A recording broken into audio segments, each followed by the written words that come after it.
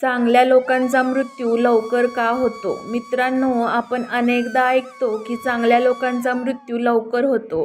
घरातील मोठी माणसे, संत महात्मे आणि अनेक धार्मिक ग्रंथ देखील असे सांगतात की देव चांगल्या लोकांना लवकरच आपल्याजवळ बोलावून घेतो. आपल्याकडे म्हणतात ना, जो आवडे लोकांना तोची आवडे देवाला.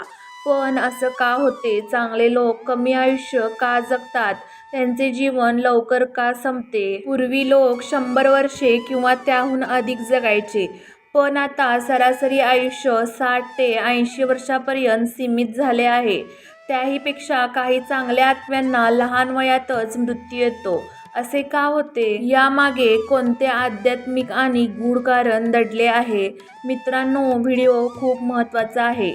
व्हिडिओ शेवटपर्यंत नक्की पहा. यामध्ये तुमच्या प्रश्नाचे उत्तर तुम्हाला नक्की मिळेल.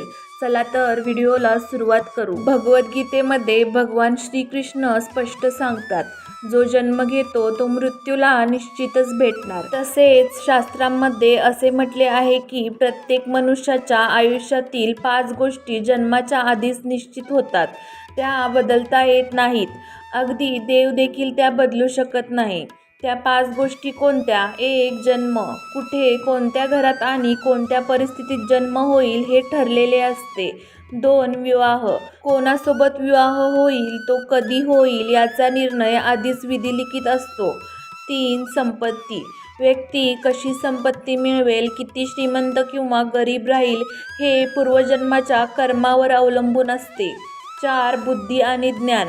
काही लोक जन्मताच बुद्धिमान असतात, तर काहींना शिक्षण घेतल्यानंतरही ज्ञान समजत नाही. 5. मृत्यू. मनुष्याचा मृत्यू कधी, कुठे आणि कशा प्रकारे होईल हे आधीच लिहिलेले असते. चांगल्या लोकांचा मृत्यू लवकर का होतो? मित्रांनो, आपण अनेकदा ऐकतो की देव चांगल्या लोकांना लवकर बोलावतो. यामागे एक गूढ कारण आहे. चांगले लोक अधिक पुण्यात्मा असतात. ते पृथ्वीवर काही विशिष्ट कार्य करण्यासाठी येतात. जेव्हा त्यांचे कार्य पूर्ण होते तेव्हा देव त्यांना पुन्हा आपल्या जवळ घेतो. जर चांगल्या लोकांना अधिक आयुष्य मिळाले तर त्यांच्यावरही या मायेच्या जगाचा प्रभाव पडेल. कदाचित ते कुठल्या ना कुठल्या मोहात अडकतील आणि चांगले कर्म करण्याऐवजी वाईट कर्म करायला लागतील. त्यामुळे देव त्यांना वाईट कर्मात अडकण्यापूर्वीच त्यांना आपल्या जवळ घेतो. गरुड पुराणानुसार मनुष्य मेल्यानंतर तो 3 गोष्टी घेऊन जातो. 1. कर्म. चांगले किंवा वाईट कर्म त्याच्यासोबत जातात आणि त्याच्या पुढच्या जन्मावर परिणाम करतात. 2. स्मृती. मृत्यूनंतर आत्म्याला पूर्वजन्माच्या काही गोष्टी आठवतात. 3. जागृती. मृत्यूनंतर आत्म्याला कळते की तो कोण होता आणि काय केले. पुराणांमध्ये सांगितले आहे की कलियुगात वाईट लोकांचे आयुष्य जास्त असते, तर सत्पुरुष आणि चांगली माणसे कमी काळ जगतात. कारण वाईट लोकांना त्यांच्या पापांचे प्रायश्चित घ्यावे लागते. अशी उदाहरणे तुम्ही पाहिली असतील. काही लोक खूपच वाईट असतात तरीही ते 90-100 वर्षे जगतात, पण काही चांगले लोक लहान वयातच देवाघरी जातात. याचे कारण त्यांचे पुण्य आहे. गरुड पुराणानुसार वाईट कर्म करणाऱ्यांना सहज मृत्यू मिळत नाही. ते अंथरुणात पडून राहतात, हाडांचा सापळा होतात. ते कोणत्याही आधाराशिवाय तडफडतात, परंतु मृत्यू त्यांना येत नाही. त्यामुळे जीवनात चांगले कर्म करणे आवश्यक आहे. कारण वाईट कर्मे आयुष्य वाढवतात, पण यात दुःखच मिळते. मित्रांनो, मृत्यूलोक एक शिक्षा भोगण्याचे स्थान आहे. येथे कर्मानुसार फळ मिळते.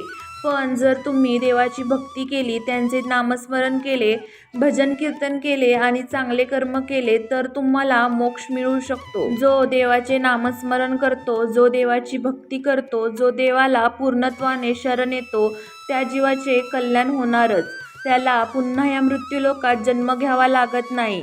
आणि जे या मायावी जगात मोहाच्या नादी लागून दुष्कर्म करतील, पाप करतील, वाईट कर्मे करतील, त्यांना त्यांचे कर्म या जगात भोगल्याशिवाय पर्याय राहणार नाही. मित्रांनो, चांगल्या लोकांचा मृत्यू लवकर होतो कारण ते पुण्यात्मे असतात.